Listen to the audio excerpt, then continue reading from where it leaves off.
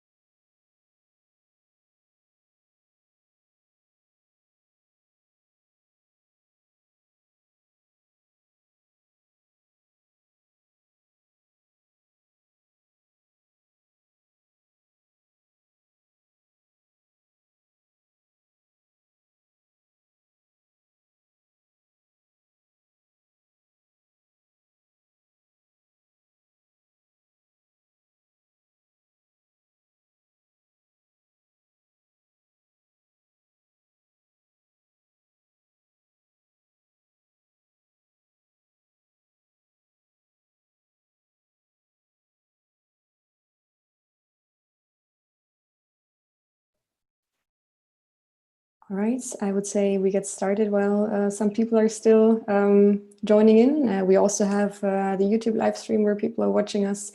And yeah, please, Chris, over to you to open this webinar.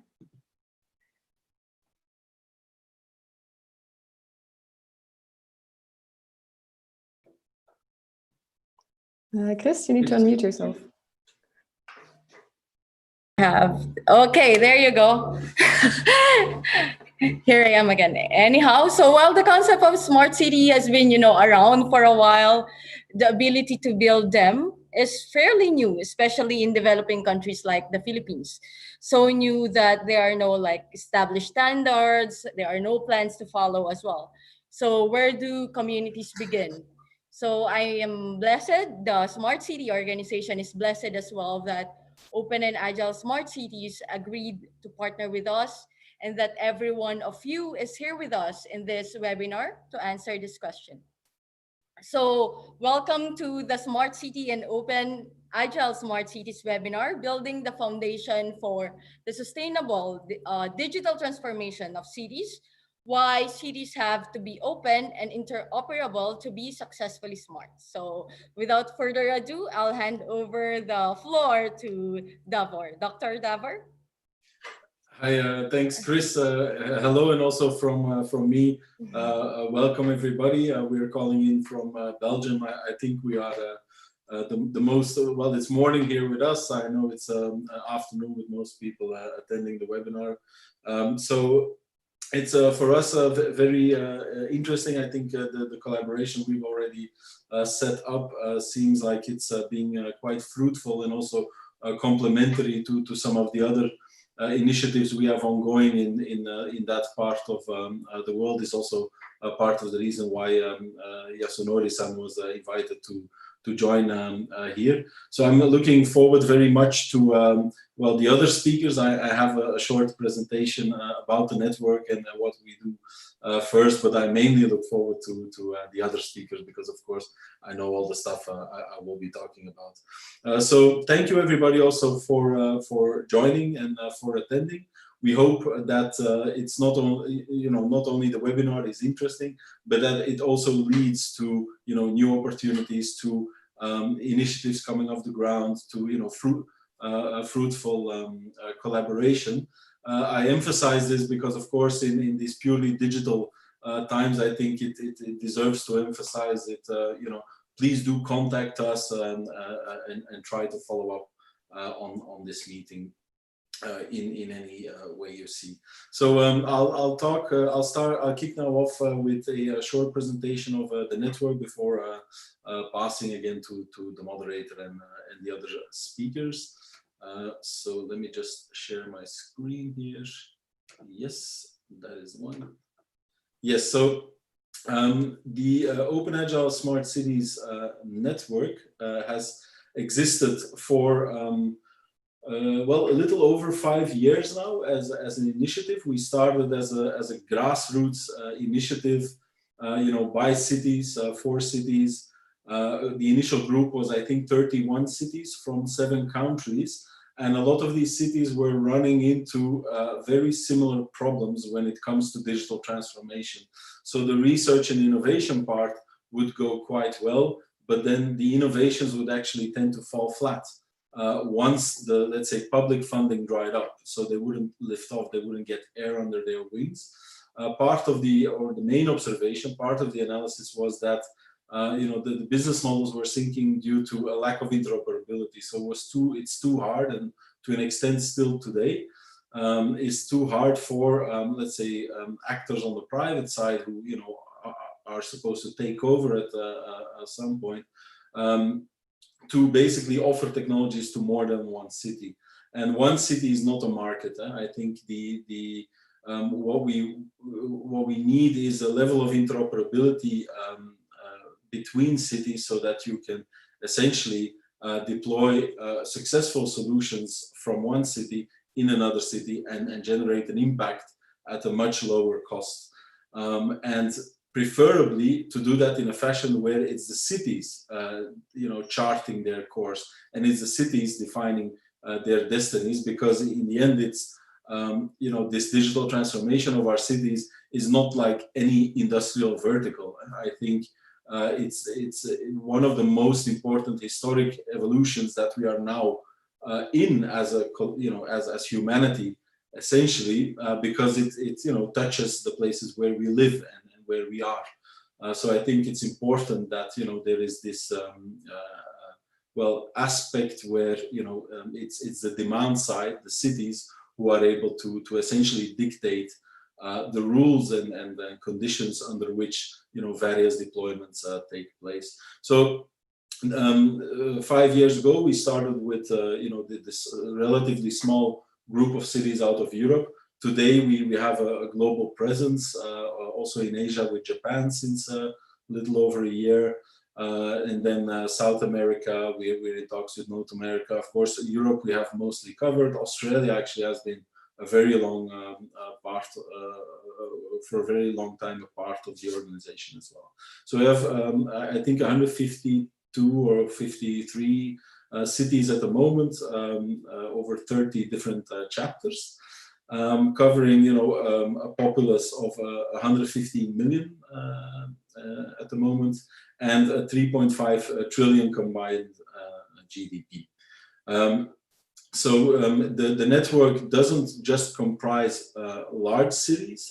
For us, it's really important, as we said, we are very aware of the historic importance, and so that means you need to not just address larger cities, who often have the capabilities and the ability to specialize in their administrations and so forth, to basically do stuff on their own. But in order for the long tail, and the vast majority of people living in the long tail of cities, so the smaller sized cities, in order to make that viable, the issue of interoperability and the ability to replicate at as low cost as possible becomes pertinent. I think it's a very it's integral to our mission. So essentially, it's a network of smart cities and communities organized in national chapters.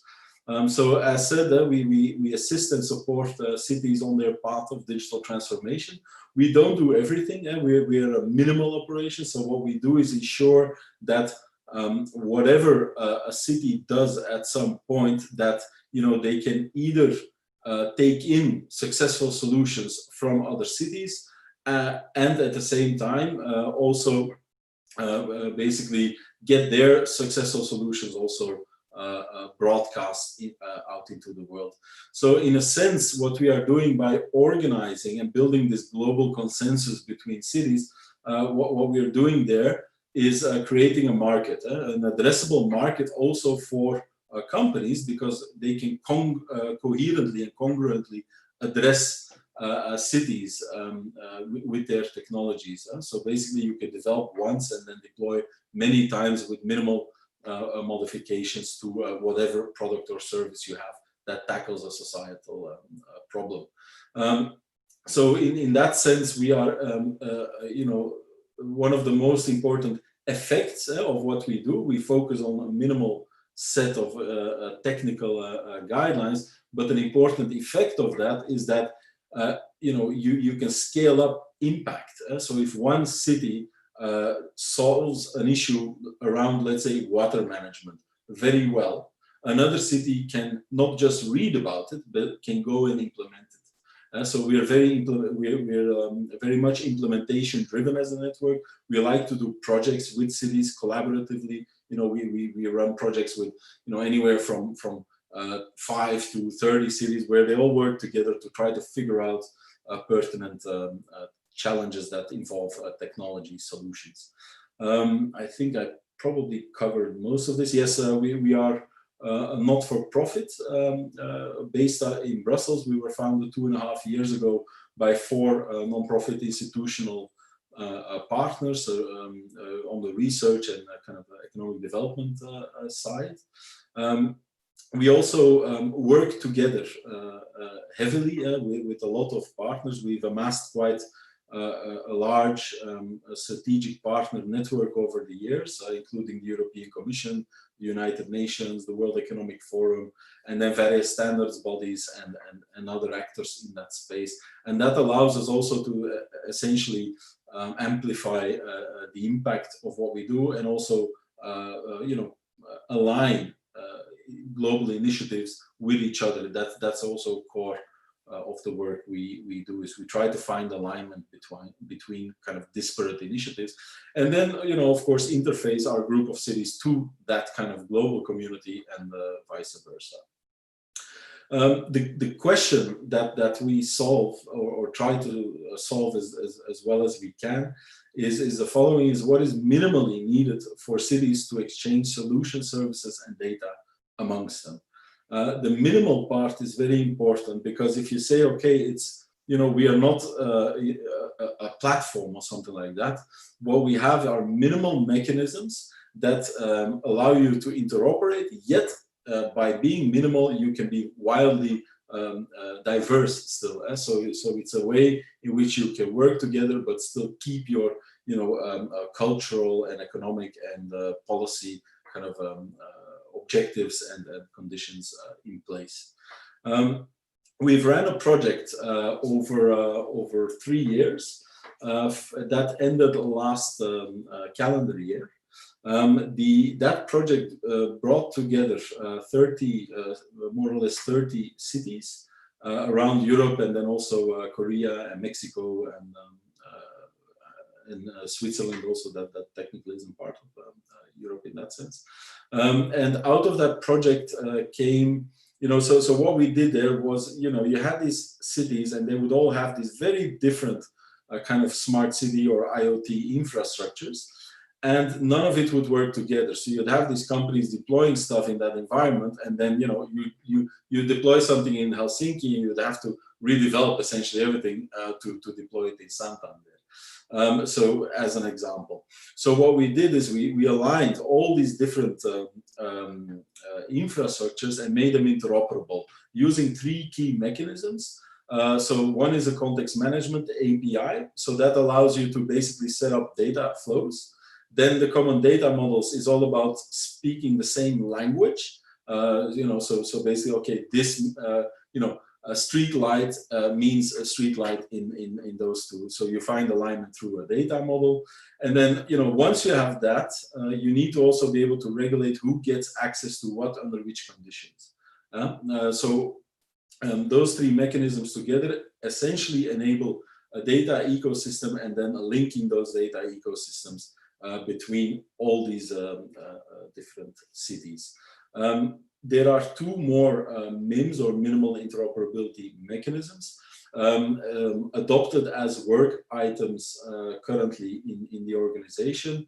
The first one is proposed by the city of Helsinki. Is a MIM on personal data management that basically allows you to, take your data with you wherever you move as a person. And the other one is proposed by the city of Amsterdam. That is MIM5, so Fair Artificial Intelligence. What that allows you to do is to look under the hood and see on what basis AI took decisions. I think that's an important aspect, to keep kind of the human governance in the driving seat, in this technological revolution. There are more MIMS underway, but I won't talk about those too much. The MIMS for cities, they decrease cost because it allows, of course, a company to sell more of the same product. It also allows you to an extent to avoid vendor lock-in, because the way it works is the solutions address city infrastructures in the same way. And of course, in one city infrastructure, all solutions address it at the same interoperability point. So you can basically swap out solutions if you don't like them in the long run. And it also raises the innovation baseline, because you can use the stuff that other cities have done to start and then build on top of that. I think that's an important one, because we all know innovation is quite expensive as an endeavor. It's fun, but it's also very expensive. So you de-risk part of the initial stuff, and you basically do the customization and the things on top.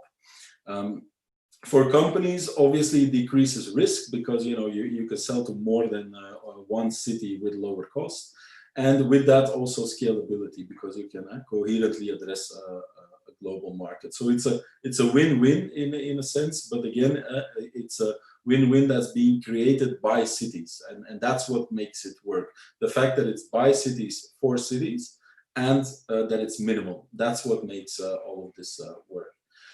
There is a really good guide on kind of what I just talked about, on the technical stuff that came out of the Synchronicity project. There's a link in the slides here.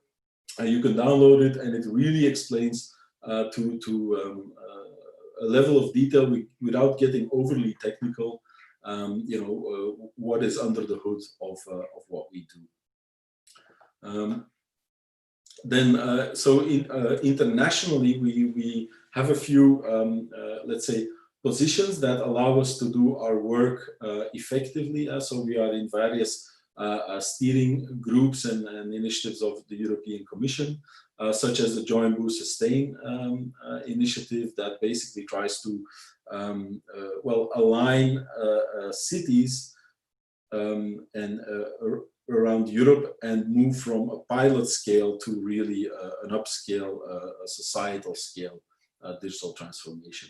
We are also involved with various facets and aspects of the UN. We have a partnership with the World Economic Forum and the OECD and so forth. That one was too quick. As part of the work we do with the UN, we are also on the SDG 11 Global Council. Mainly what we do there is a solutions repository that basically documents what cities are doing around the world and how that, how you can achieve impact by adopting solutions. I'll talk about that a little bit more in a second. We are also part of the G20 Global Smart Cities Alliance that groups a number of the front-running smart cities organizations around the world in trying to create and then propagate norms and policy standards for smart city technologies on a global level, and tries to be a very practical help also to local governments. But I'm sure Yasunori-san will talk about that a little bit more. In the course of what we were founded as a very bottom-up grassroots initiative. We incorporated, after about 3 years. And what that kind of run-up period did for us is that we learned very well what is needed. So we know, okay, the MIMS, that's the heart of what we do, but then that's not enough. So what we have done over the past year and a half, 2 years, is build up a set of services that really help cities in achieving, let's say, quicker their objectives of digital transformation under the right conditions. So one is a catalog called the Connected Smart Cities and Communities catalog that documents what cities are doing around the world, and also what that means technically. So what can you then go ahead and adopt that? So you get all that information. I'll talk about that a little bit more in a second. We have an academy also, and then also a digital festival in January. The academy is something that we initially weren't planning to do, but we see there is a real need in upskilling people in local administrations. Part of the risk, it's not just economic risk, it's not just the lack of interoperability, it's also a delta in the knowledge that exists and the knowledge that is needed to make good decisions quickly. It's if you don't have the competences in an administration, and that likelihood goes up as you go down the long tail, because simply there are less people and less you can afford less specializations. There's also less budget for higher educated profiles and so forth. So if you lack that competence, it means there will also always be either a wrong decision taken or a very slowed down decision process where everything gets turned over twice, and that translates on a global level to digital transformation happening, but with brakes on. And that's a real pity, because I think we shouldn't forget that the digital transformation of cities is so important, because it will allow to lower costs in areas that where you can by doing technology, so you can move resources to areas where you can't use technology, right? So I think it's a very important aspect it's an important evolution, and it's a pity if it goes too slow due to lack of competence. So we're setting up an academy. We're launching that by the end of September. It's fully online. It's also self-serve. And it's a place where it's content created by cities for cities. So it's a peer learning environment, very kind of interactive as well. And you can basically do it with one person or the whole administration and so forth. And then at the end do a quick test and essentially self-certify also, and then apply that knowledge in the organization. So what we want to do with the academy in the first instance is support the champions of digital transformation in administrations in cities around the world, who can then get people along on them. Quickly on the topics that we'll be tackling. So one major theme is on open urban platforms. So there we talk about what standards and APIs are important. How do you ensure you do it the right way? How do you translate that to procurement processes? What should you do in the case of procurement not to make those mistakes? And then also, of course, how do you then properly implement technologies in the city in a way that it's open and sustainable and so forth. We'll have a team on pilots and innovation, where we look at how to set up experimentation, how to get most out of the most impact out of an investment, and essentially try to help cities that way. And then on the technology governance side, we'll have courses on fair AI and what does that mean for a city, and then also personal data management and how to do it properly based on experiences from Europe, Japan, and so forth. Yes, so then we have our festival. So we had a physical event every year in January in Brussels always, and that always limited us because we're a global organization with this conference in Brussels, and we saw that increasingly it was difficult to get people from around the world to join in equitable numbers. So we were quite happy with the opportunity and kind of the mindset change of people and the opportunity to organize a digital festival. So we haven't launched yet, but we will very soon. But I can already say it will be on the 13th and 14th of January of next year, and it will be 48 hours around the clock. So we'll follow the time zone. So you'll have sessions in your time zone no matter what. And then there will be some physical and digital component combined, also following essentially the sun around the world. Then we have the Connected Smart Cities and Communities catalog, where essentially we now have over 200 cities that are starting to upload their content. We are launching that somewhere still this calendar year. So please get in touch if you kind of want to get involved there. We are documenting what cities are doing, so other cities can learn how to do things, and you can do the same. So it's we have to do this together so that it becomes a valuable asset.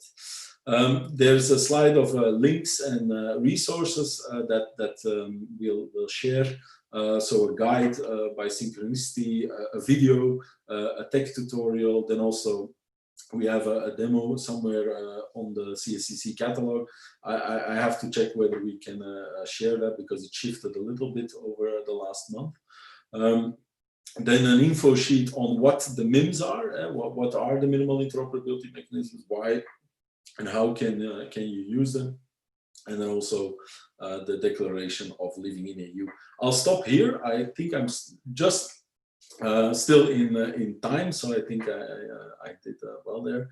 I would like just to extend an invitation to everybody in the webinar to just get in touch with me, Leah, or Chris, or and let's see how we can work together. Again, we are a non-profit, and it has no cost as a city to join OASC. There are, of course, services you can take, but joining and being part of the governance and running a chapter, we don't have a cost there, because we think it's important that we are as as inclusive as we can be in this global transformation. Thank you very much.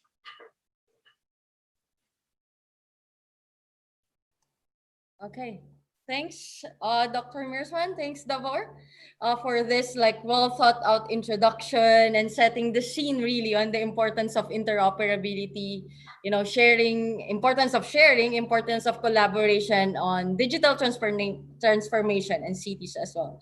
So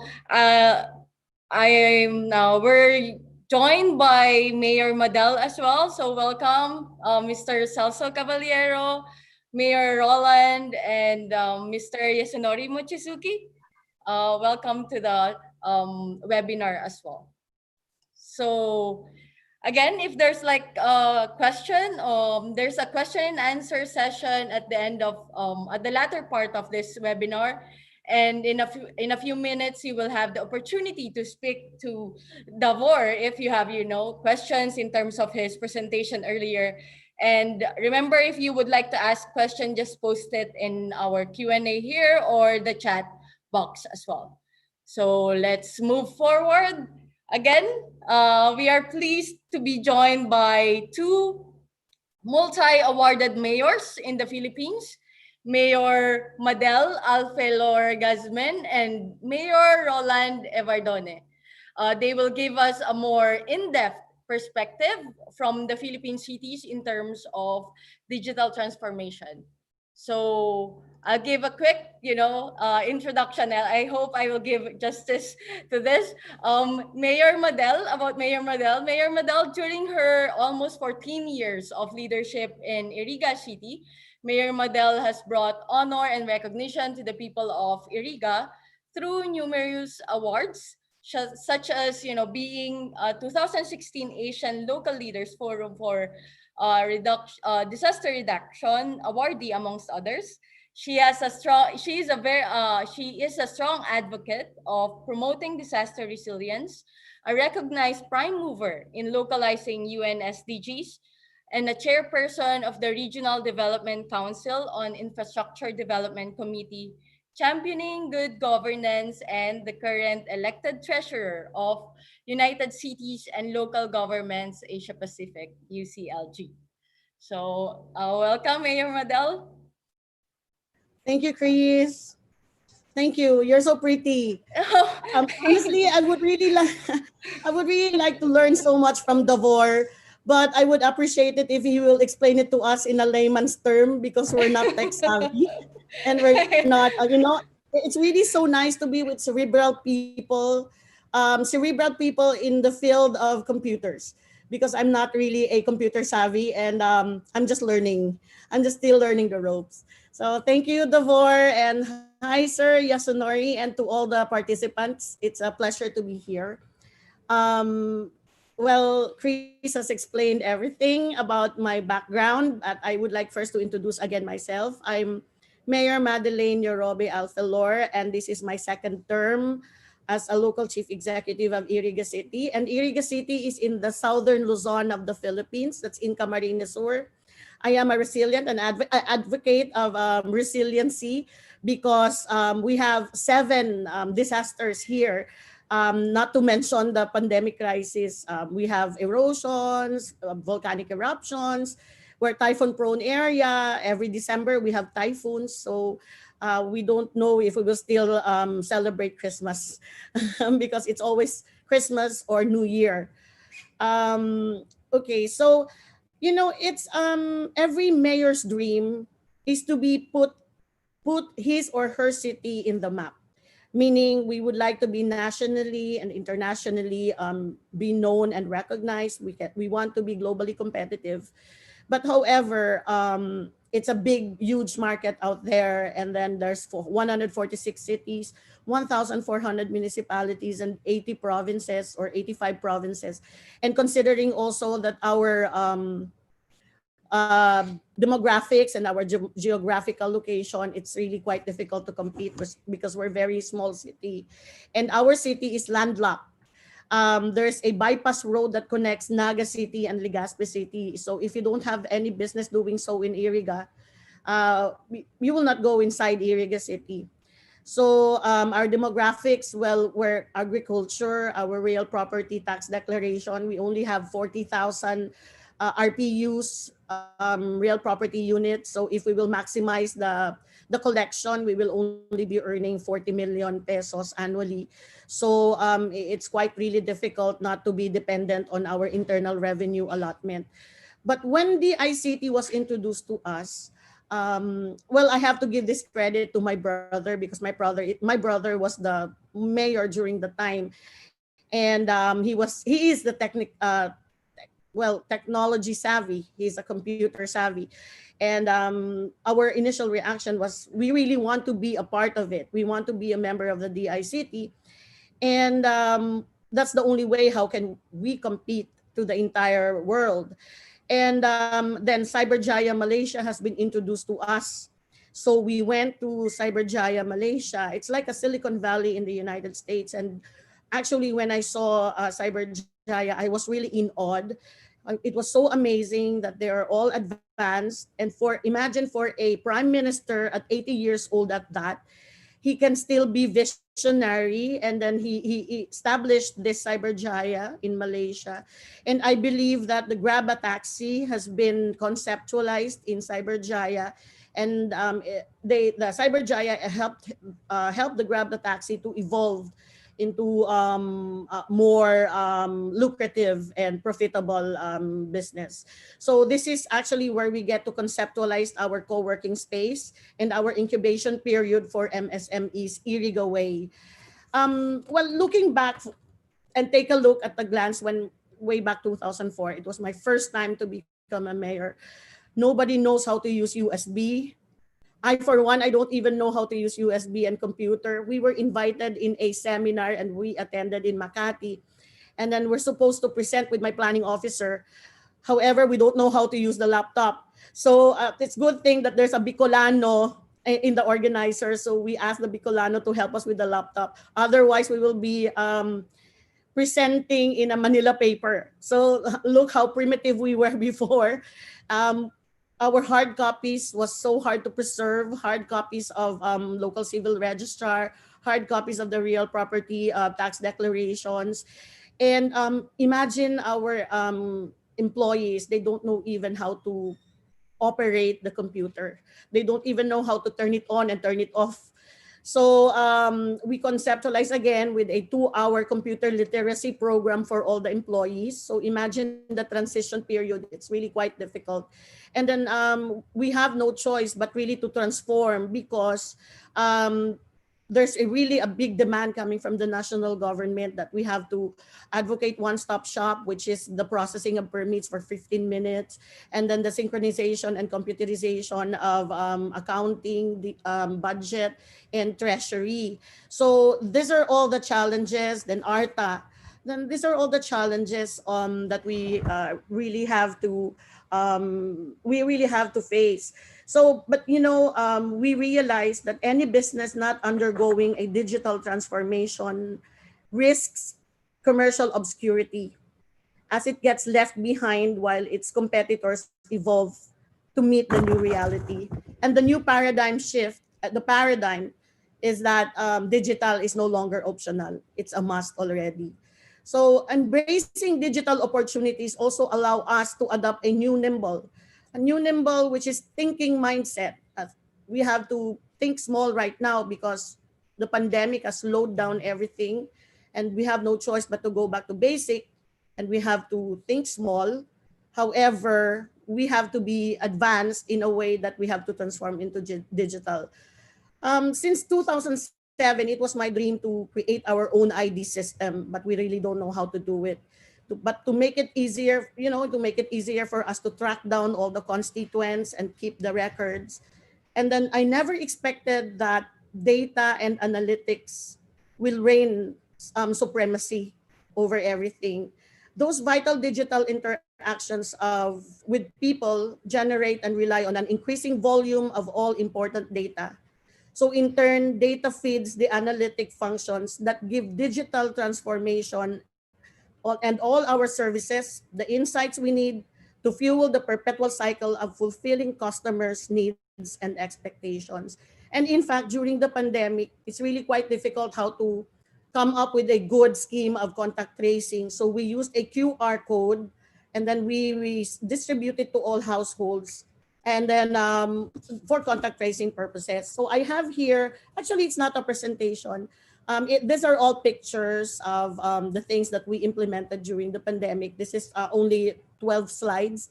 I'll share it with you. I prepared it. Ano to?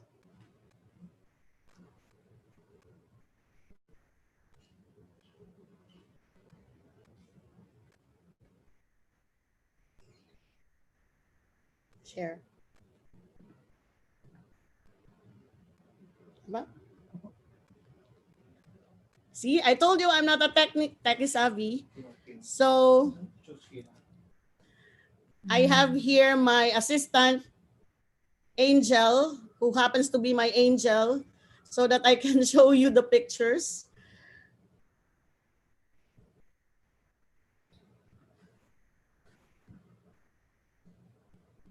Hala.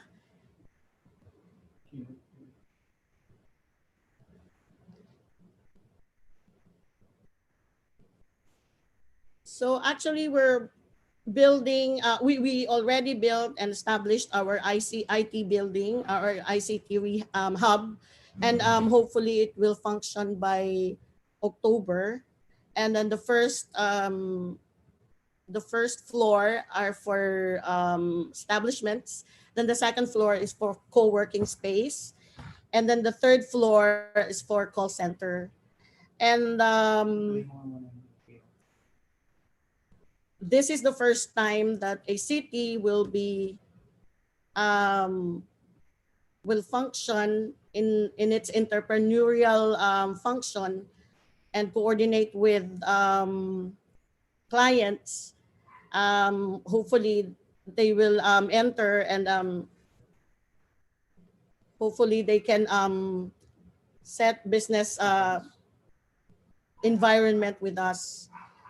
So if Dover knows anyone, or probably Sir Yakisunori, I hope, or Chris, maybe you can help us also to establish our own ICT hub. Now we're having difficulty sharing our screen.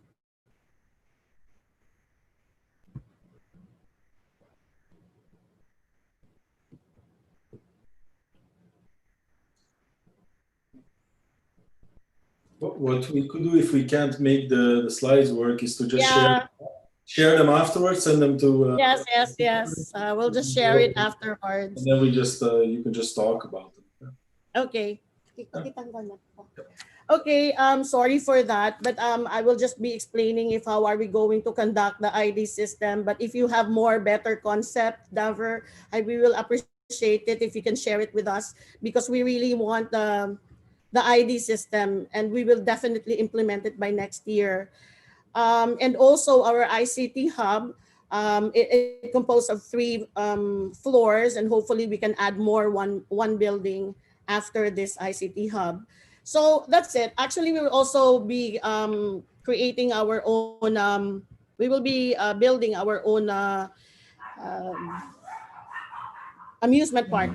So hopefully it will start by next month, and then it will be done after probably after 7 months or a year or so. So basically, that's our story. That's our story here in Iriga. So I just hope that everyone will be able to help us. Can you see the picture now? No? Okay. Balik mo na lang sa mga ano. Okay. Yeah. So We can send them out afterwards. yes. Thank you. So we have no choice but to adapt and adjust due to the changing needs of the time.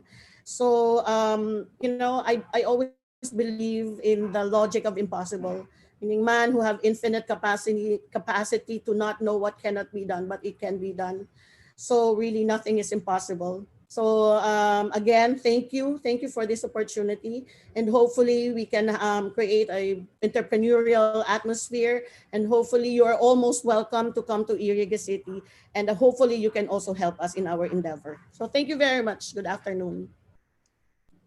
Thank you, Mayor Madel. Thank you for that, like history of Iriga City, and, like telling us about the importance of upskilling and giving us an in-depth, really like overview of what is happening in Iriga in terms of its digital transformation, and you're showing your grit as a as a leader, and as a visionary leader as well. So I guess congratulations in that regards already. I'm really looking forward to see and to be part, and for us to be part of the digital transformation journey of Iriga City.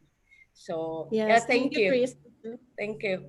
So Mayor Evardone. So Mayor Roland is a millennial mayor whose leadership has given Arteche national recognition by his exemplary performance in promoting accountable, transparent, and participatory governance. Under his leadership, the Arteche became the first and only smoke-free municipality in Eastern Samar, bagging the Red Orchid Award based on the WHO standards. Arteche also earned the seal of good local governance, a first in the history of the municipality. So welcome, Mayor Roland. Thanks for joining Hi, us. thank you. Yes, thank you, Chris. No? I'll just be sharing my screen.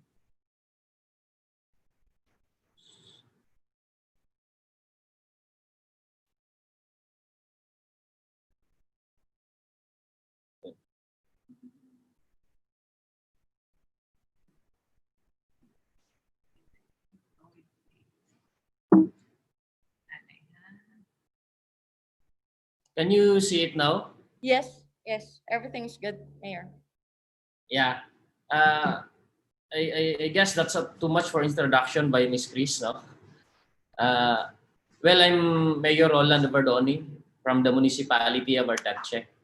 Arteche is a third-class municipality located at the northernmost part of Eastern Samar or the Samar Island.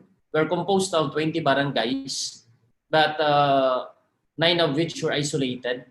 Uh, we have more or less 16,000 population.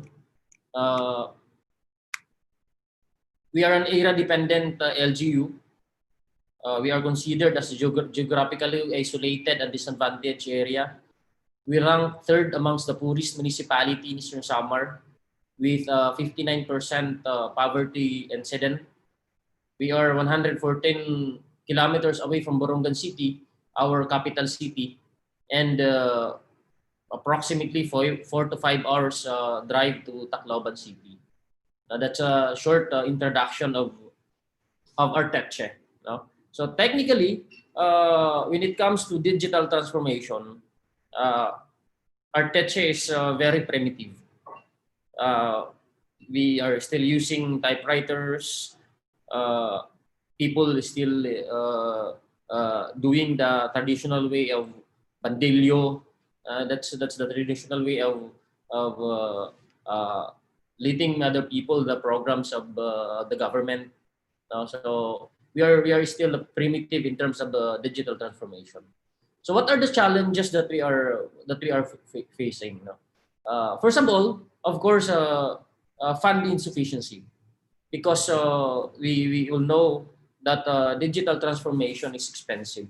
As an era-dependent municipality, we have a lot with a 59% poverty incidence. We, on top of our priorities, are the basic services that we can offer to our people on top of digital transformation. So we really need to prioritize other services prior to prioritization of digital transformation. Second is insufficient technical skills, because our IT experts and other local ITs are looking for greener pastures in other big cities because of lack of opportunities in our locality. Number three is legislative and legal security constraint, because of the confusion whether or not that those documents are need to be published, or are we violating the data privacy law of the Philippines. No? And then number four is a lack of an overall strategy, because we really don't know where to start, who will do it, and how to do it. Number five is internet connectivity, because of the as of the moment we have a very poor internet connection. Not only maybe in Arteche, but I guess it's in the whole Philippines. Number five is resistance to change, because people, our constituents of limited resources. That's why very few have the access to computers, internet.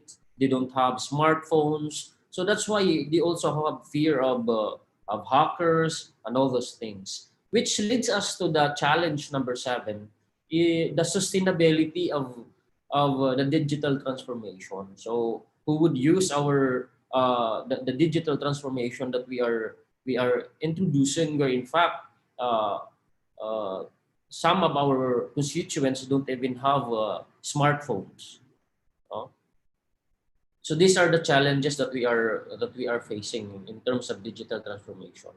So this COVID-19 pandemic, no, uh, have brought us into a realization that finally by all means, we really need to go for digital transformation. We rely solely on Facebook because that's the easiest way to create. But now we are on the process of establishing our website for our municipality. Then the operationalization of our iTax system for our real property tax and business licensing. Uh, and then the digital Fiesta Week celebration or other events for that matter that we could reach to the internet. So this is the sample of initial. This is the initial website that we are creating for our touch. So where do we want to go? This is our digital goals. We really wanted digital transformation in order for us to have an easy, fast, accessible information or forms to provide excellent services to the people. That is really our goal.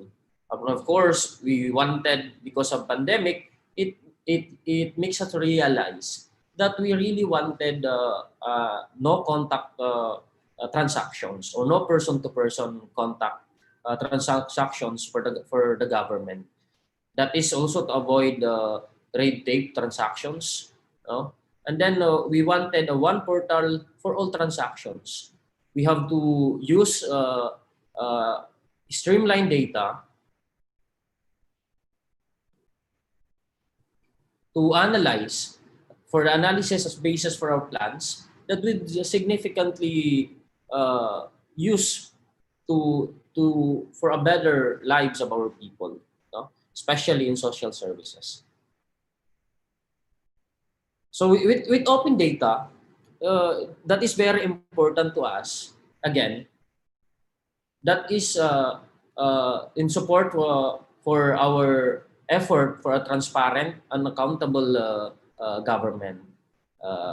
And of course, for public services improvement. And open data will give our citizens the raw materials they need to engage on their government and to contribute to the improvement of our services that we are offering them.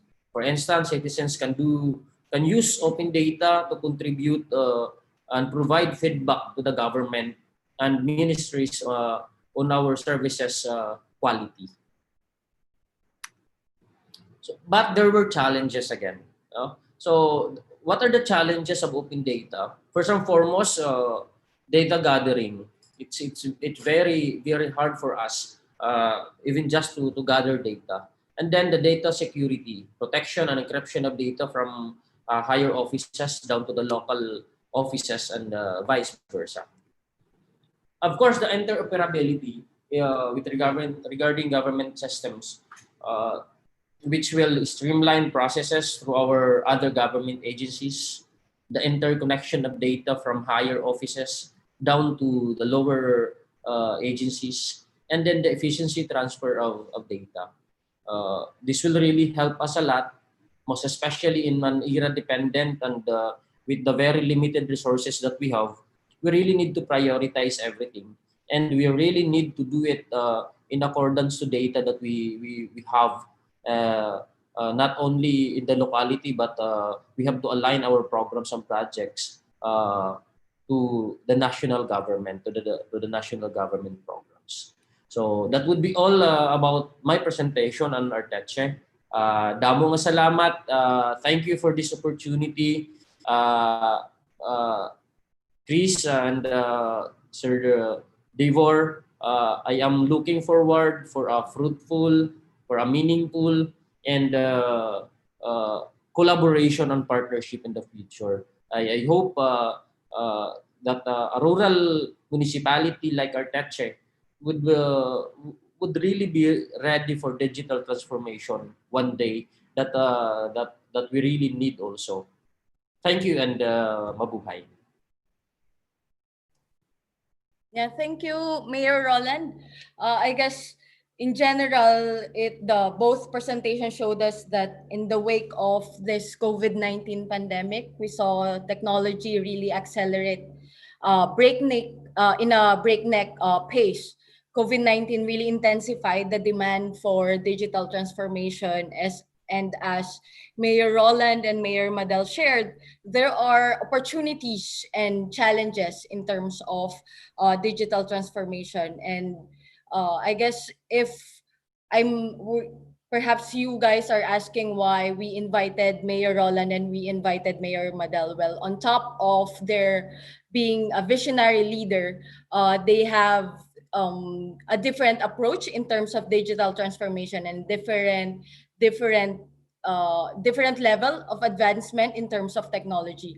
And what we want to show here is the both sides of the coin. Like in the rural area, how can they digitally transform? Then in a not so rural area, what where are they in terms of their digital transformation? So thank you, Mayor Roland and Mayor Madel, for sharing those with us and for being transparent in terms of the challenges and the needs that both your municipality and your city is experiencing right now. It's very, what they call it, interesting to see, like how Iriga, as a landlocked city, is digitally transforming in what we call this in but in Arteche, how this like isolated like municipality is trying to transform as well, which is, as mentioned earlier, really is a must right now, especially during the pandemic. So thank you for sharing it with us. And again, if the attendees have like questions, feel free to message us and post it in the chat box and in the Q&A section as well. Thank you. So we move forward to our next speaker, Engineer Celso Caballero. So Engineer Celso Caballero is an experienced senior or C-level executive with a demonstrated history of working in the energy industry.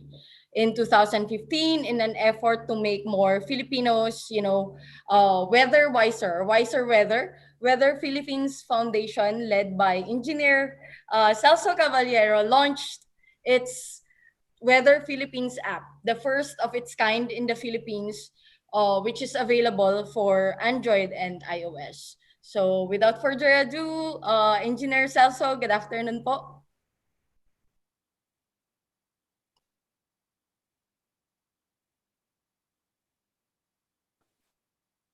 Sir, there seems to be something wrong with your audio. Oh, sorry, can you hear me now? Yes, much better. Sorry. Okay, there you go. So thank you for having me in this esteemed gathering.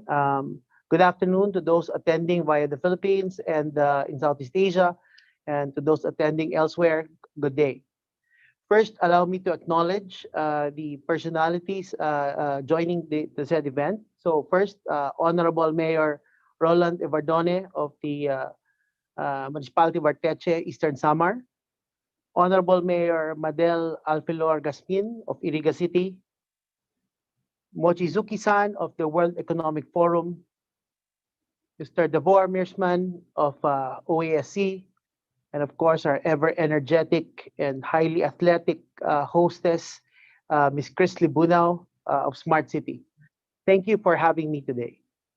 So my task today is to share with you the importance of cooperation and knowledge sharing. And to give you a little bit of perspective, I work in the private sector. I am a practitioner in the energy industry. I am in charge of a significant capacity of energy in the country. But my personal sharing here today will be more with respect to my experience when I was the general manager of the Weather Philippines Foundation. I was able to go around our country looking at how digital technology would be able to help our kababayan with disaster resilience, right? So to the foreigners, kababayan means countrymen, right? So in my personal view, there are a couple of principles that I think should be espoused as we progress with the smart city concept in the Philippines or anywhere else in the world, right? First one would be collaboration, right? All sectors have to work together in an atmosphere of sharing their respective resources to do what is best for the greater good, right? And I know sometimes we have conflicting self-interests, right? Which should be defeated if we want to come to a better smart city arrangement, right? There has to be interoperability and connectivity between various systems and data sets, right? We cannot afford for silo thinking and the limiting of data availability. The democratization of data is critical and crucial to the effective implementation of a smart city program, right? We saw this very clearly in the disaster risk reduction field over those 3 years that we worked with the various LGUs. We worked with the private sector. We worked with government, the national and local. We worked with multinational agencies, right? Various agencies globally, right?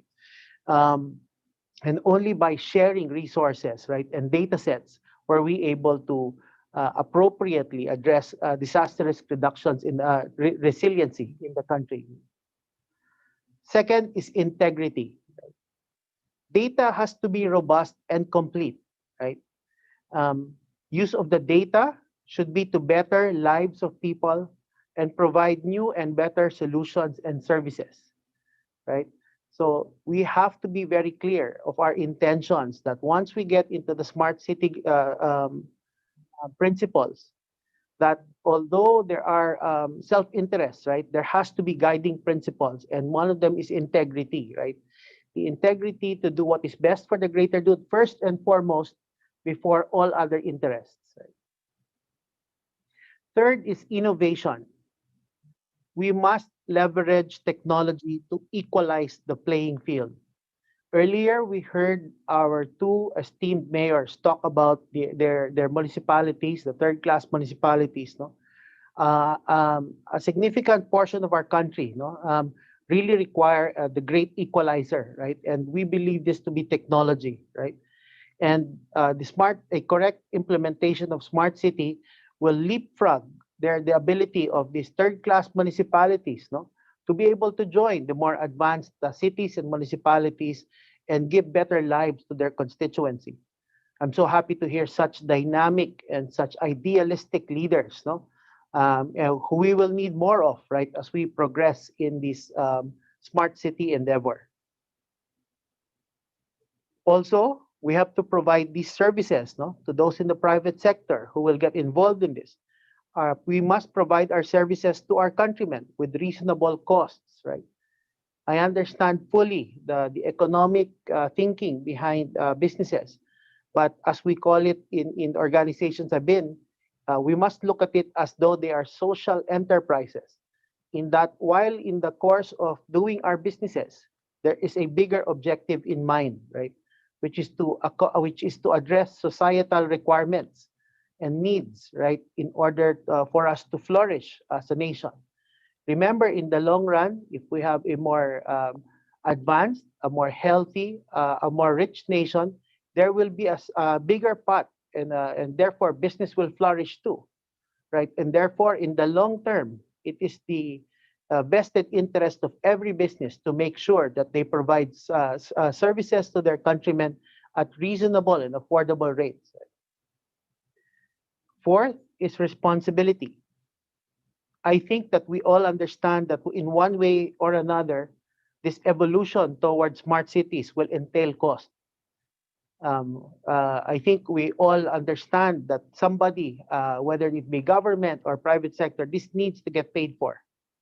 We must restrain our economic intentions.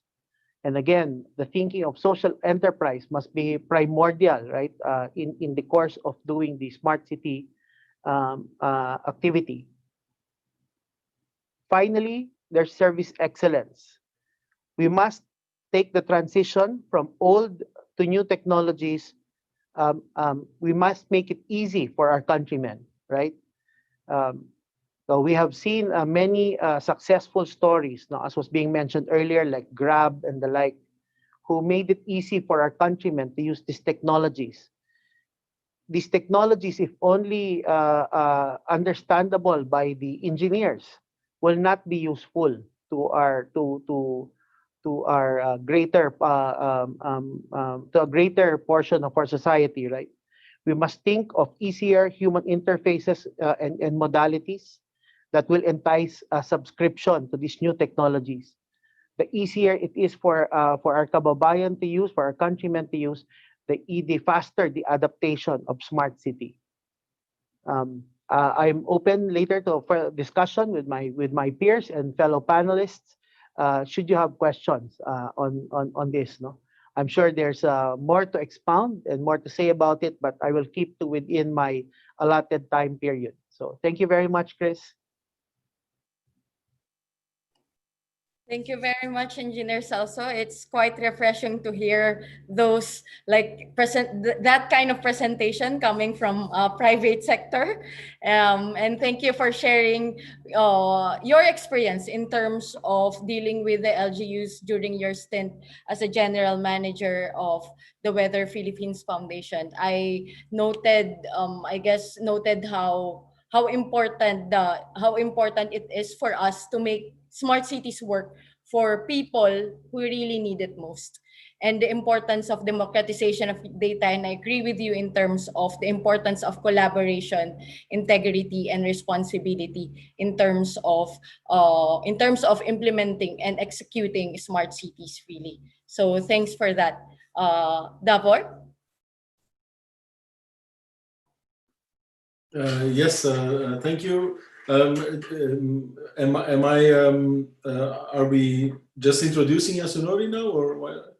Yeah, okay. It's my turn apparently to introduce Yasunori-san from the a fellow of the World Economic Forum. We have a long-standing relationship, and he's one of the key, let's say, drivers of change when it comes to the right type of digital transformation of cities in the Japanese region and beyond.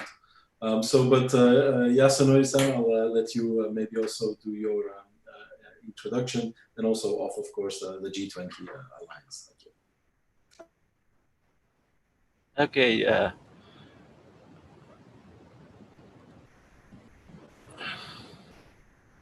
Can you see my screen? Yes. You can see my screen. Okay. Okay. First, magandang hapon po. Good afternoon. I'm really pleased to join this webinar, speaking from Tokyo, Japan. And I want to share first some insights of the smart city initiatives in Japan, and then also talk about global network. I'm Yasunori Mochizuki. I'm actually an NEC fellow working for NEC, and also seconded as a fellow for the World Economic Forum, Center for Fourth Industrial Revolution, Japan Center. So let me start with how NEC is working on this digital smart city space. I'm proud that NEC is a leading advocate of interoperability and openness and under global harmonization. Of course, this means OASC's minimum interoperability mechanism, also including FireWare and GSI. You can see the photos on the top. So I invited Martin Brenskov, the chair of the OASC, on the Smart City event, which was a satellite event held on the occasion of last year's G20 summit hosted by Japanese government. And over the several years, I have been intensively working on policy proposals to Japanese central government, mainly focusing on the message of we have to leverage cross-domain or cross-sectoral data sharing, and also emphasizing importance of regional multi-stakeholder approach, focusing on problem solving. Because in Japan, we have something like more than 10 years history of working on smart cities, dozens of cities doing them. But in the past, they tended to be kind of technology centric, and also there are a lot of technologies in Japan, vendors in Japan, but it stayed rather fragmented. So this is how I put up this kind of message to the central government, and also invited Martin to share the front-runner practice from the global scale. And also I started participating in the World Economic Forum project, Smart City project, since its early scoping phase. So the middle picture is the WASC team, including Davor and Lea, came to the World Economic Forum Center's office in Tokyo to discuss about the partnership. In the meantime, we're working with smart city initiatives worldwide. The bottom right figure is my NEC team colleagues. You can see Japanese, Germans, and Indians, which was actually taken on the community event of technological fireware. So actually, we started partnering with cities in Europe, like those in Spain, Portugal, and more recently in Germany and also UK. Of course, some recent ones are under the Synchronicity project, for which the OASC played a leading role, as Davor mentioned. And then later, we also started working with some Japanese cities, Takamatsu, Kakogawa, Toyama. These are not like Tokyo, middle-sized city, somewhat far away from Tokyo, or the population ranging from 200,000 to 400,000. But among several smart city initiatives in Japan, some are industry-led, but these three are not like that, but more municipality-led. And I'm happy to see the solid outcomes being generated leveraging data platform using the interoperable platform called Fileware. And more recently, we started to see city-city collaboration also started via the interoperable data platforms. Also, very recently in India, India has a similar problem. They put a large funding on what they call the 100 smart city programs. But then the government started to see that there's very limited synergy among these smart cities. So they started an initiative called India Urban Data Exchange to build a shared reference for smart cities based on open source. And our Indian colleagues are joining this project. So what's good about what we've seen in the last year, you can see multiple ministries and the departments in cabinet in the central government started smart city projects. Formerly, we only had one ministry, Ministry of Internal Affairs, which funded the smart city programs. But we are increasing momentum in the central government funding and the leadership on the smart city initiative. But now the situation like this, the cabinet, which is in the harmonizing functionality in the central government, set the common basic policy to be shared among such ministerial activities, clear vision, and utilize a shared architecture, secure interoperability, secure scalability, and strengthen organizational framework. Actually, this has a lot of resonating aspects with what OASC is advocating. And the government also seeks to make a more global scale collaboration. And I'm talking this global collaboration on the part of the World Economic Forum. I'm speaking in some minutes. So some recent topic is that instead of working independently in a fragmented fashion, which saw the challenge of difficulty in practice sharing and cross-domain services, and another very important aspect that you can solve your today's problem in your city, but the problem will change over time. So you have to be ready to also cope with, address that in say 5-10 years. So what we've done is the government project funded in the fiscal year of 2019. We worked with several other companies to design nationwide sharing of the smart city reference architecture for Japan. Japan has a high-level vision of what we call Society 5.0, leveraging digital transformation of both communities and industries. So it's translated into smart cities. It has a little bit complicated diagram, but roughly speaking, we have two important blocks.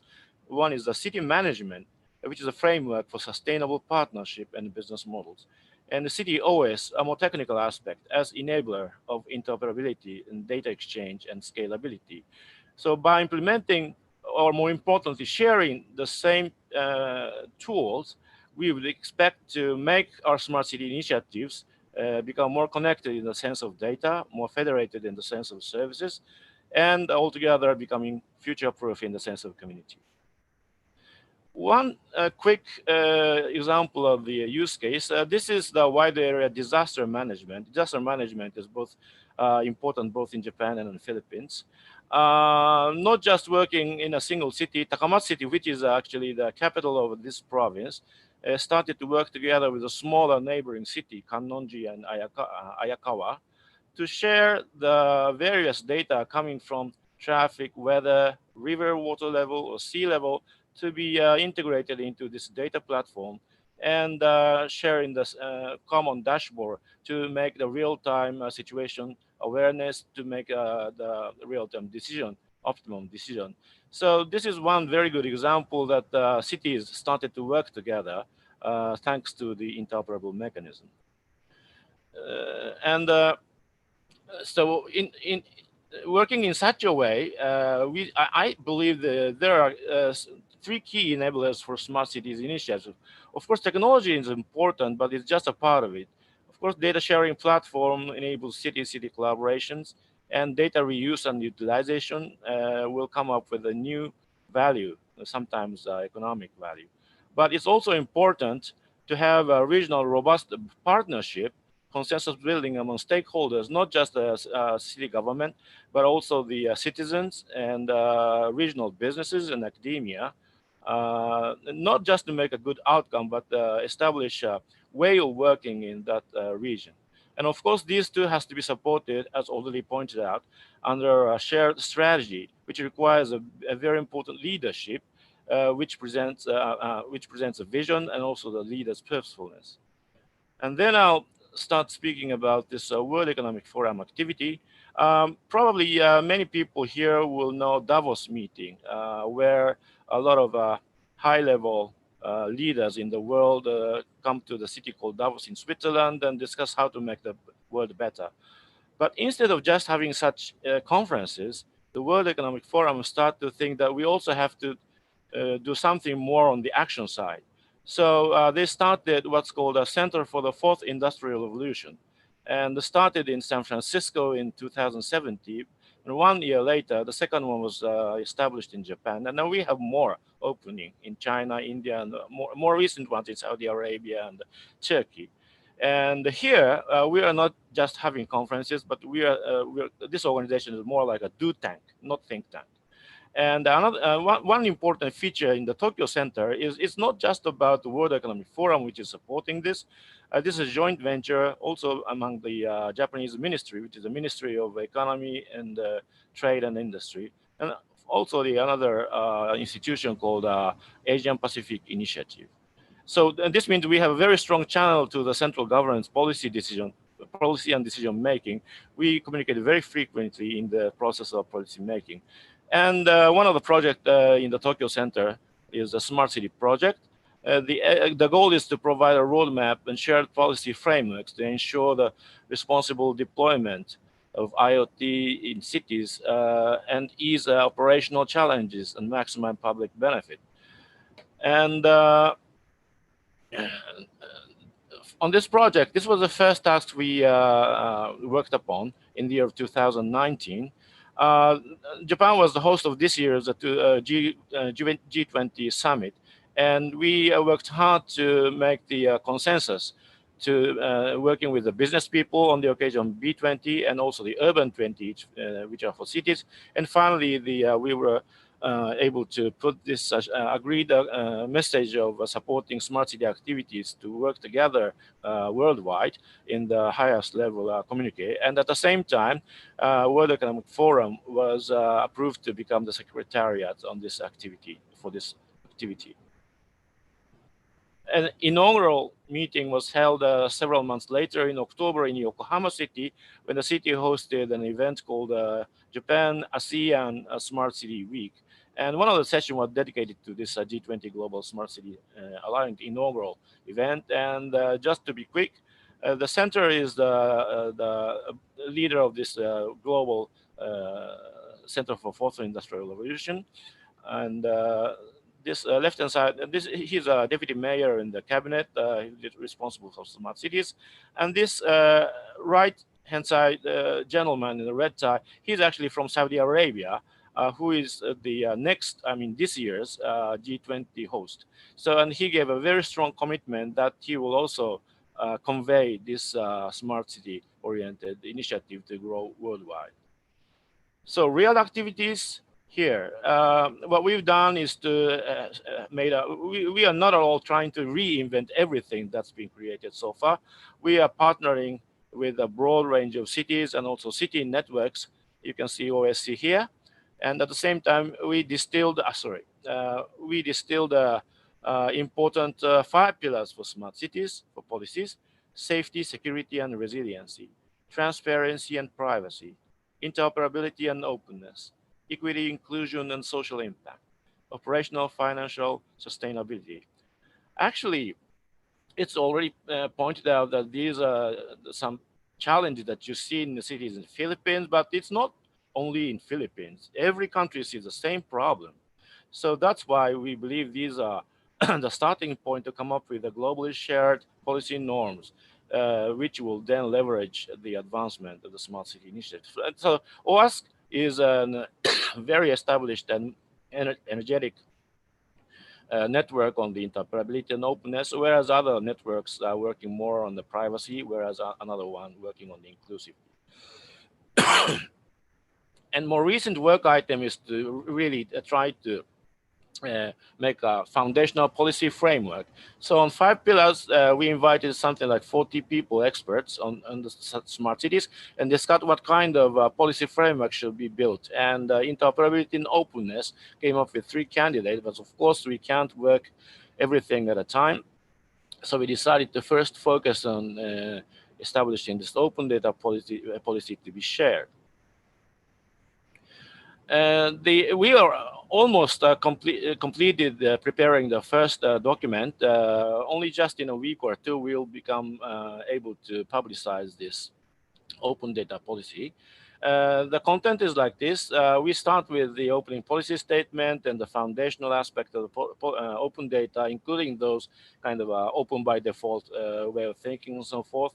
Then we address that it's important to also think about the wider city policy, a relationship to wider city policies, strategy, and initiatives.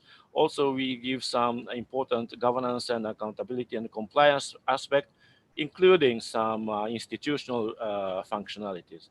And open data is now seeing increasing expectation to bring economic benefit by inviting regional or the global ecosystem to work together with municipalities. And the last 2 sections are dedicated more technical aspects, how to publish your portal, data on the portal, and how to make everything interoperable, and also not just interoperability, but also discoverability and also inclusivity by addressing accessibility is important. And if a platform is not just should not be just for open data, but a broader range of the municipalities' data infrastructure.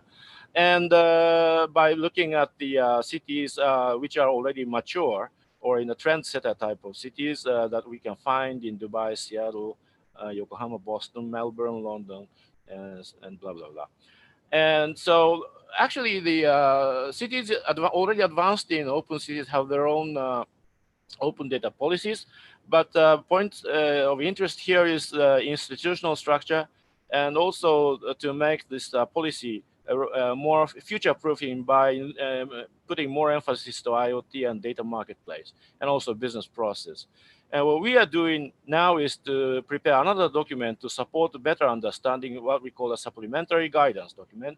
And then we'll try to invite cities to join our project to pilot such a foundational policy and try to implement such interoperability. So as you see the list from here, most of the experts we invited to join the task force are in the position of digital or data officer on the city side, including myself and open data network that we can find in US. So it's really a city side vision that we would be able to implement in such policy. So while thinking globally, we are acting locally in the Tokyo Center. We are working very closely with 10, 12 Japanese cities together to really make this kind of thing happened. This gentleman is a mayor of one city called Kaga. What we are doing this is that uh, it's not really enough, we believe, to just to prepare some beautiful document published from the central government or whatsoever. It's really a body contact game at the city level, and particularly the Japanese system is that each city government has a high degree of autonomy. It's really important to make each government organization to become self-standing or self-sustaining in carrying out smart cities.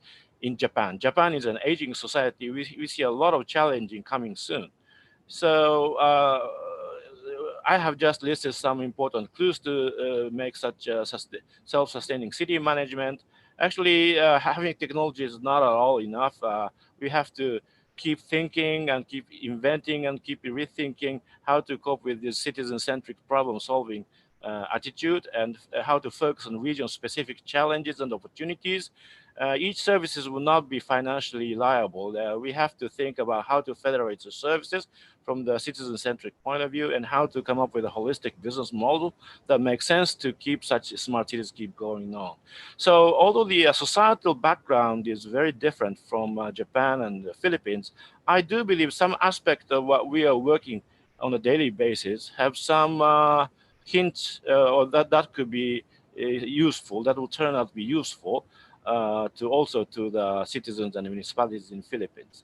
Thank you very much for your attention. Thank you, Mr. Yasunori. I agree with you in terms of, there's a lot to learn from Japan. The Philippines has a lot to learn from Japan as well. I think one of which are how Japan deals with its disaster resiliency and all. I think the Philippine cities can learn a lot from it. And as an urban planner myself, I agree with you as well that it's not really important to have like a big glossy document. The most important thing is to what do you call this? The most important thing is to make sure that any technology addresses the needs of the people, and to provide a better quality life and services for the people in the city itself, and for the city to make to be like self-sustaining and more sustainable. So Yeah, thanks for can I that. also add? Yeah, sure. Yeah, Japan has a lot of clean roads, streets, and good facilities, good services. But we are now having more and more elderly people population, whereas such infrastructure, buildings and streets has to be still maintained. Who's gonna do that? Also on the natural disaster occasion, we have multiple levels of mitigation process, but at the ground level, each citizens are supposed to help each other. But now the senior people has to help senior person. So what we're gonna do that? So we always have a changing challenges, and digital transformation should be something that each community can make their own operations more sustainable or future proof. Yeah, I agree with that. I guess that's the term agile encapsulates everything that Mr. Yasunori mentioned. Like the digital transformation must be agile enough to adapt in any situation, in any changes that the community is experiencing. So thanks for that, Yasunori. So for that, we will be in the most exciting part of our webinar, which is the Q&A. There are a few questions here already, and I guess I'll I'll read the first question, which would be for Mr. Engineer, Engineer Sasso Caballero. So this is the question for you from Mr. Eric Law. For smart cities implementation, there are so many things to do, always, hit with not enough funds as key compared to not enough solutions. How do you prioritize which one is the most important, and where can this fund be found to kickstart and justified, as ROI is not government concern, but also private companies whom also want to know if they want to invest or not. So perhaps you can enlighten us in that particular regards. And yeah, thank you. Sure, I'll give it a stab. So, First, I think the principles were laid out very well earlier by the previous speakers, right? So think global but act local, right? So I think the to understand the local setting on an ongoing basis, as Yoshinari-san has initially pointed out, we have to keep addressing the problems on a dynamic basis, right? And it's not a fixed one-time solution, right? As to the funding, I've learned throughout my career that once there is a need, you will see many parts of society step up, like in the current pandemic, right? It's amazing how not just government, private sector, even countries have helped other countries, right? So there is, if we make a good enough case, if we present and represent our issues clear enough, I think we will find people who are willing to help and willing to come up with solutions, right? Of course, the government is always at the forefront of that, and theirs is never an easy job. It's a thankless job. That's why I feel for our government leaders, right? That whatever you do, it's never enough, right? But on top of that, it can never be the solution can never come from the government alone, right, or from one sector alone. We must at the onset already enlist the assistance of various members of society, the private sector, cause-oriented groups, multinational organizations like the World Economic Forum. These entities are available to us. But the question is, have we gone out and gotten to know them? Have we networked with them? Have we presented our case to them? Or do we only go and look for friends when we need something from them? These relationships have to be developed and nurtured over a long period of time, and development must be on an ongoing basis, not only on when a crisis hits, right? In fact, when one tries to develop a solution when the crisis has already hit, it's too late, right?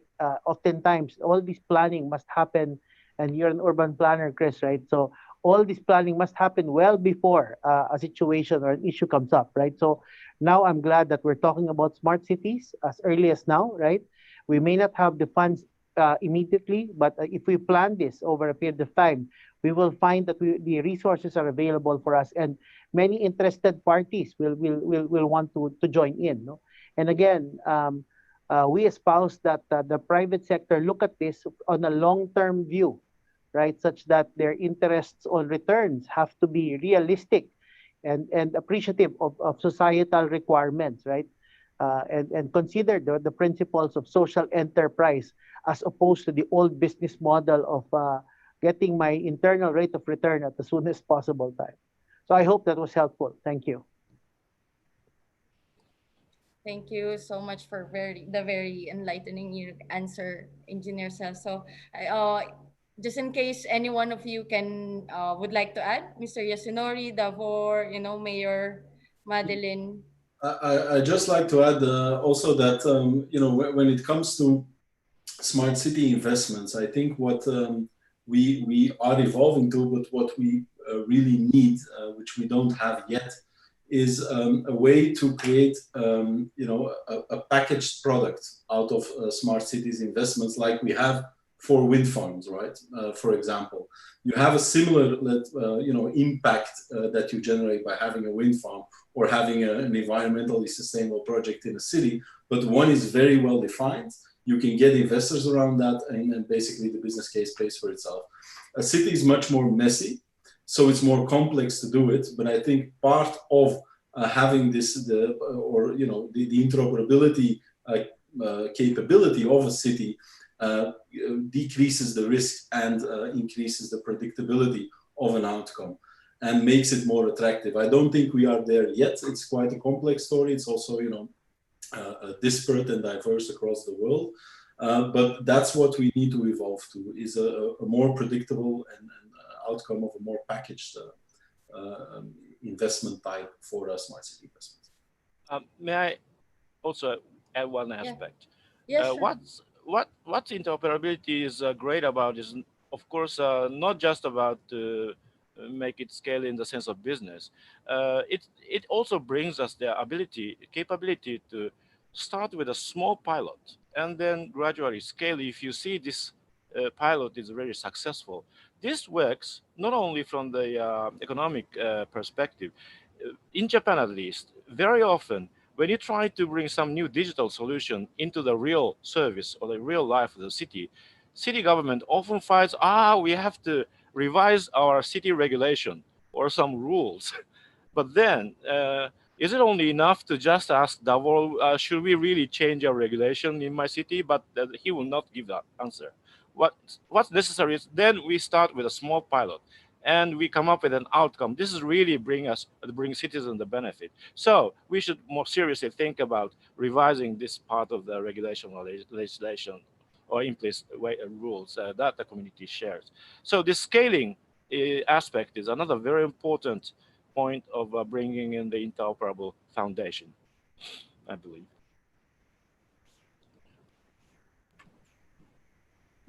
I just want to add, in the government perspective, um,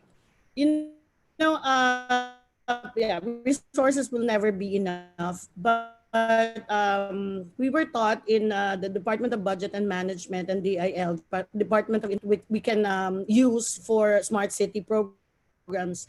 However, it's a long-term plan and a long-term investment. But we have also other sources and resources, like we have to external sourcing, or we source it out.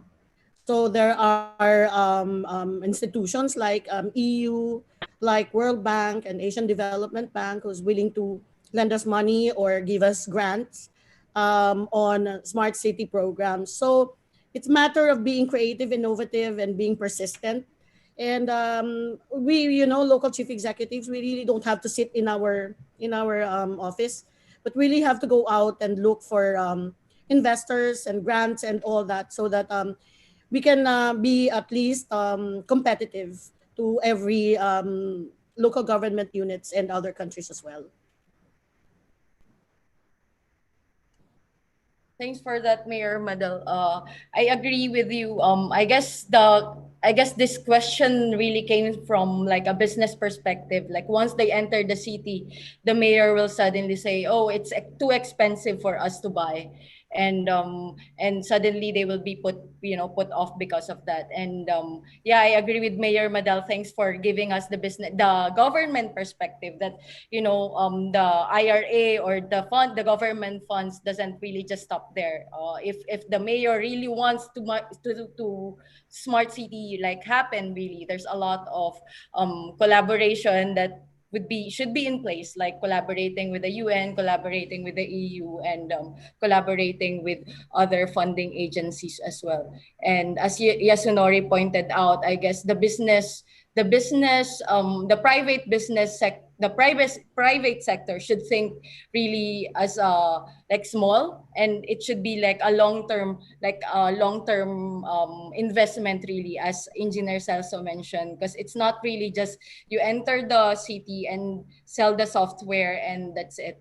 Because smart city is, as Yasunori mentioned earlier, smart city is change is it's there's a changing environment, so the software and the technology itself should adopt as well. So as Davor mentioned, that's where the interoperability enters, the importance of interoperability because in terms of the private sector, I think we should move away from the vendor lock-in perspective and the vendor lock-in business model.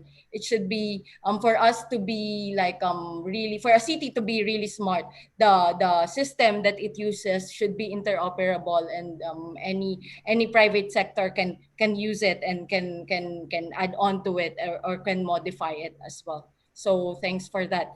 So I guess we've moved on. There's a bunch of questions right now that's entering the question and answer. So the second question would be, many smart city solution providers for digital transformation sell to the governments, but a lot of governments do not have enough money to fund large smart city projects.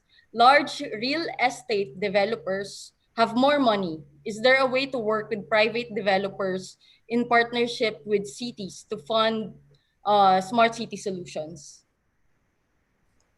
So, Um, Mayor Madal? yes, Yes, actually, that's why we have PPP, public-private partnership, that is allowed now.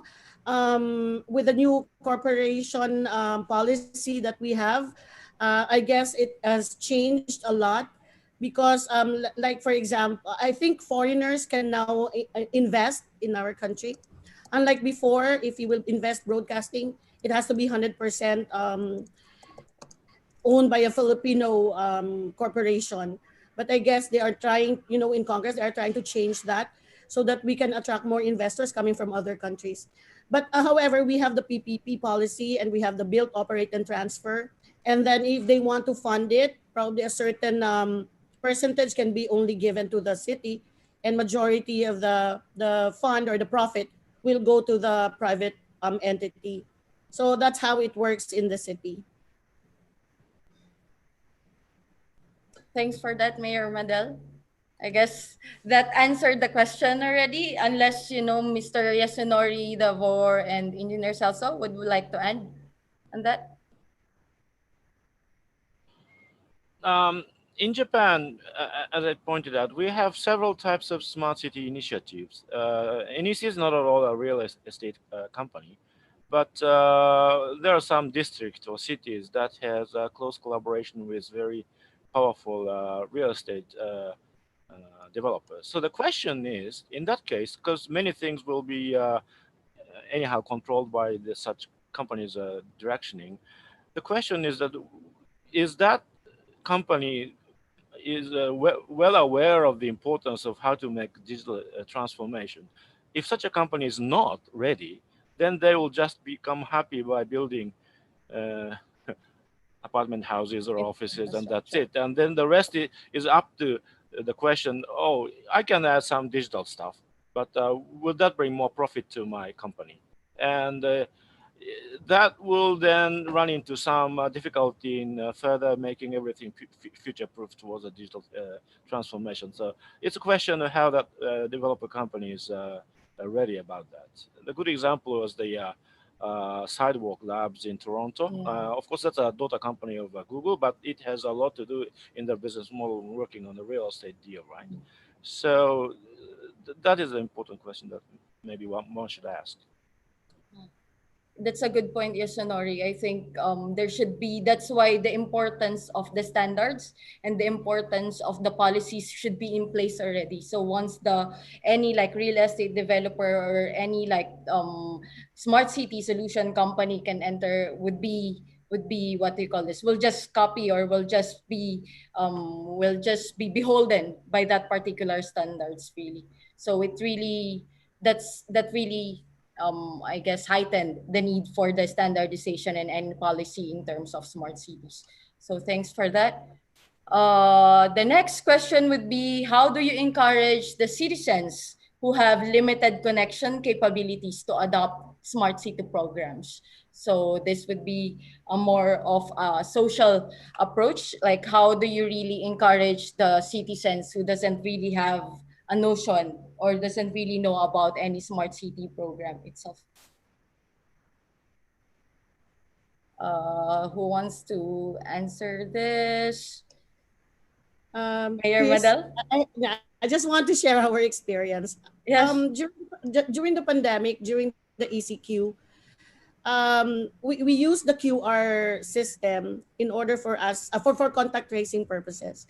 And it was really quite difficult to share it with the people, and quite difficult to understand and discern what's QR code and QR number, and they're not even they're not even aware of the data system and all that. However, in the end, it's a matter of time and time. Eventually, they'll see the relevance and importance. So that will be the time that they will understand and participate, and make them understand what we are trying to implement and imply in their in the community. But eventually, they will succumb to our ideas also, as long as they'll see that it's for good intention, that it's for their common good, it's for the general welfare. Eventually, they will also will understand everything. But it's a matter of time.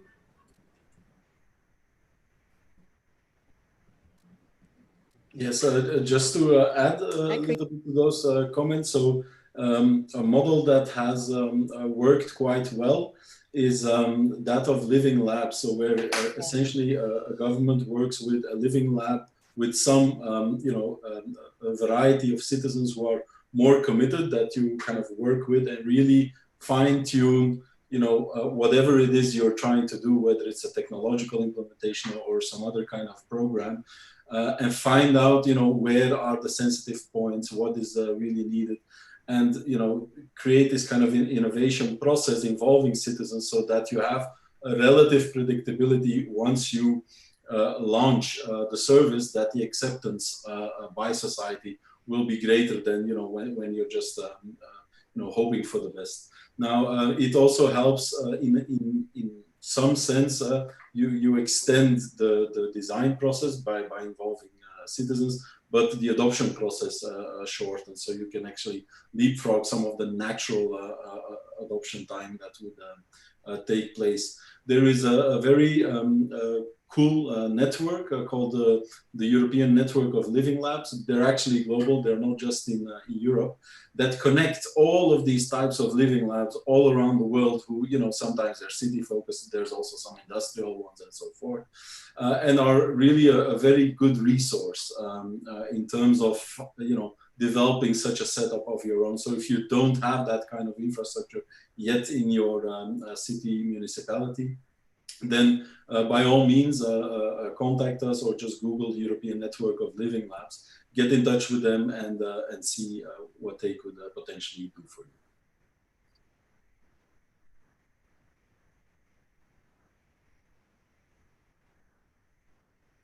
Anyone else wants to add? I guess from my end, I good thing Dr. Mearsman mentioned about the living lab. I've been following EU in terms of that, like how they really plan smart cities, and how they really plan the urban. In terms of urban planning, I really follow the EU model. I agree with you that the citizen should be engaged at the very beginning of the project itself. From the planning perspective, they should be engaged during the planning period first. During the visioning, they should be engaged as well, to make sure that there will be a buy-in from the citizens. Then second would be to localize the approach. Perhaps in different, we have different ways of localizing it. Perhaps you can localize it in language that they could understand as well, to get the buy-in of the citizens. If they don't understand it, and in terms of their capability, I guess there's the upskilling and the reskilling enters then. So like Mayor Madel mentioned earlier, how the government itself like upskill or reskill the capability of the city government. We can do that. We can do it on the citizens as well. So yeah, I guess it's really important to get the buy-in of the citizens. So in the very beginning, we should really involve them, and not at the end, like show them everything and also. Yeah. Mr. Yasunori, do you want to add something on that, or Mayor Roland? Yes, Yeah. yes. Sorry. Oh. Go ahead. Go ahead, Mr. Ishinaari. Please go ahead. Yes, actually, that is also a challenge for a municipality like Arteche. With the 59% poverty incidence, 50% of our barangays don't have the cell phone signal. We don't have the privilege to be connected to internet. So that's really a challenge on how to encourage people use and be a part of the program of smart city. So I guess that's right. We have to design the smart city program in accordance to the need of the people. We need to design it as user friendly as possible. Uh, then take time for I guess marketing, and how to reach the people, especially on the upstream barangays. And then one day, if they would see the convenience of using the smart city program, they would patronize our program, and eventually lead to the sustainability of the smart city program. So I guess that would be all. Yeah, let me also add the broadband communication infrastructure is very important, more important than the people in countries like Japan or Belgium think so. I had an experience of having the president of the country Ecuador in South America visited World Economic Forum to open a new C4IR center in Colombia. And on that occasion, he made some intervention for 15 minutes, what he thinks about smart cities. He really want to build smart city in Colombia, but he put the largest emphasis first to establish a good broadband infrastructure, and also visiting and having discussion in the Smart City Expo World Congress, and have workshops. Many countries in Africa, and it's really the common important uh, item to first make the very good broadband infrastructure to be shared, and that probably some of the topics to be shared not just by independent cities, but probably the nationwide policy making, or sometimes the communication with the global organization like World Bank or OECD or those kind of things. I do agree. Thanks for that. I want to hear from Engineer Celso his experience in terms of, like what they call this, telling people to use the Weather Philippine app during his time. Yes, but to further emphasize the point, right? The basic infrastructures must be in place in order for these tools to work. So, if broadband is not yet there, then that certainly is a concern, right? In order to encourage people to make use of these technologies, we must make it easy for them, right?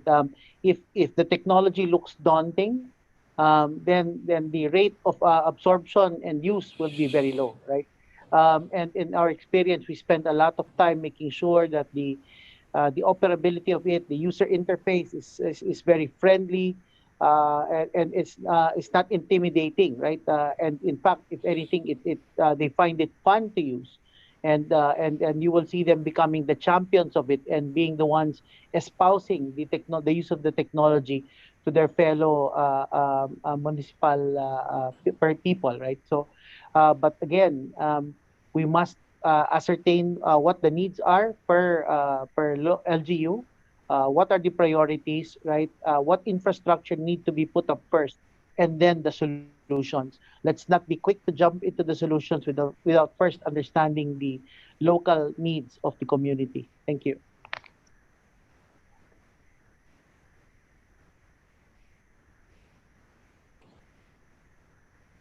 You have to unmute. Oops. Okay. So there are a few questions here still, but like unfortunately we only have like we're at the top of the hour. So what we will do is send this to our esteemed like speakers, then perhaps they can share their like answers, and we will send it to those who like ask the questions as well. So I think that's it.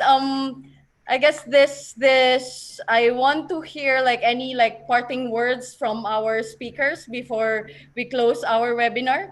Let's start with the two like visionary leaders that we have right now, Mayor Madel and Mayor Roland. Mayor Mayor Roland. Madel. Okay. Hi, Mayor Roland. I don't know if you're the brother of my son's classmate. Thank you, Sir Yasunori, Davor. Hope to meet you again. Sir Celso, maybe I will be consulting something someday to you. Thank you very much, Chris, for this opportunity. And thank you, Roland. Someday I will also visit your municipality. um, actually we're really praying so hard to become more idealistic because being a local chief executive is really a daunting job. If you really want something to happen, you really have to work hard for it. So hopefully we can do that. This is a very short opportunity. Next year will be again an election for all of us, and then after election we don't know if we will win or not, but I guess at least we have a legacy to leave with our constituents. So at least someday when we look back, we can say we did something good for our city and for our Philippines. So again, thank you very much for everyone.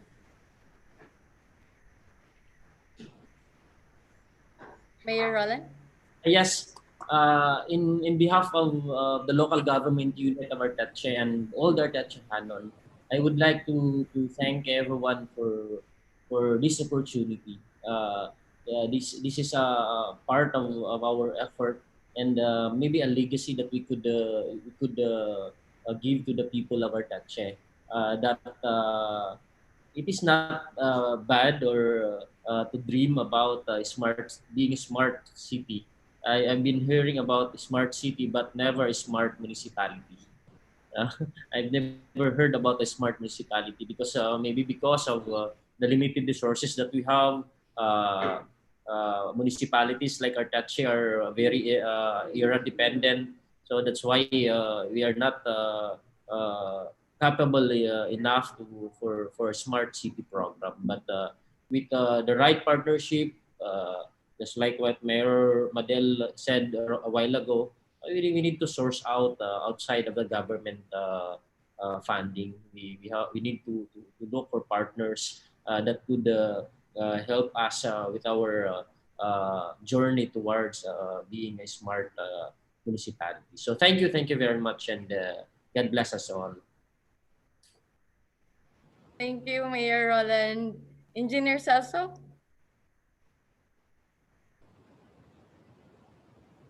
So it has been a pleasure to have been part of this panel. I have learned a lot in the last 2 hours, and I hope that the people watching have as well. These things are something that we need constant and continuous commitment from us in order for this to work. Ultimately, what makes a smart city smart is not the technology, but it's the people, right?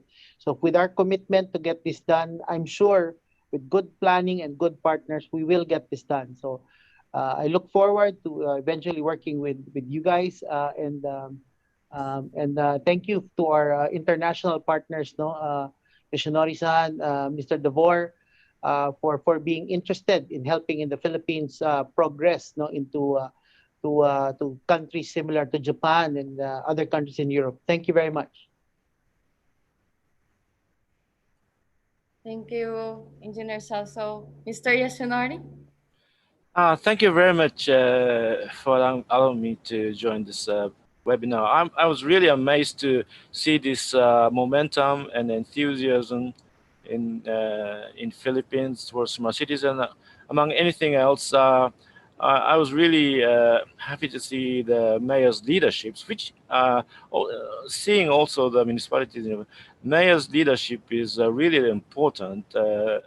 And so I'm convinced that these two cities will have a very bright future. And of course, we are just 4-hour flights away, one hour time difference, unlike a 10-hour, 12-hour flight to reach Brussels. So I think we'll have future opportunity to work together, I hope.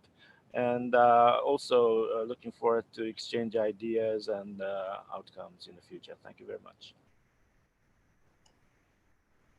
So, Davor, Dr. Davor? Yes, I just want to thank the panelists in particular, also the moderator who did a great job, and everybody for attending. I'd also like to respond to Mayor Roland, is that with OASC, we have very big cities, we have very small ones, even smaller, a factor of times than yours. So, it's we're very inclusive, and it's about getting, the digital transformations out into all corners of the world. That's part of our mission. Also to everybody listening, there are various ways to kind of connect to OASC and what we're doing for cities. The path is to join, which again is free process. You can also sign up to the newsletter. So we have a newsletter. You can follow us on LinkedIn. And then also, it would be good if you can save the date for the 13th and 14th of January for our digital festival. I'm sure we'll be able to have some Filipino aspect in the program. We'll accommodate that. It will be 48 hours, so it will also be in your time zone. And important, I forgot to mention, it's free for the participants also to attend. By all means, don't be shy. Get in touch with us and or Chris, and we'll figure out a way to collaborate. Thank you. Yeah.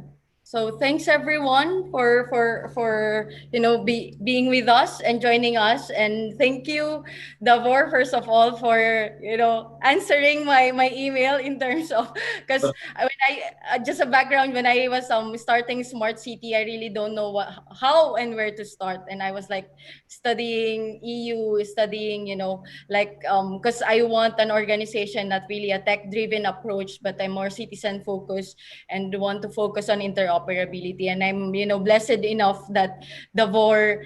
Davor and Leia really,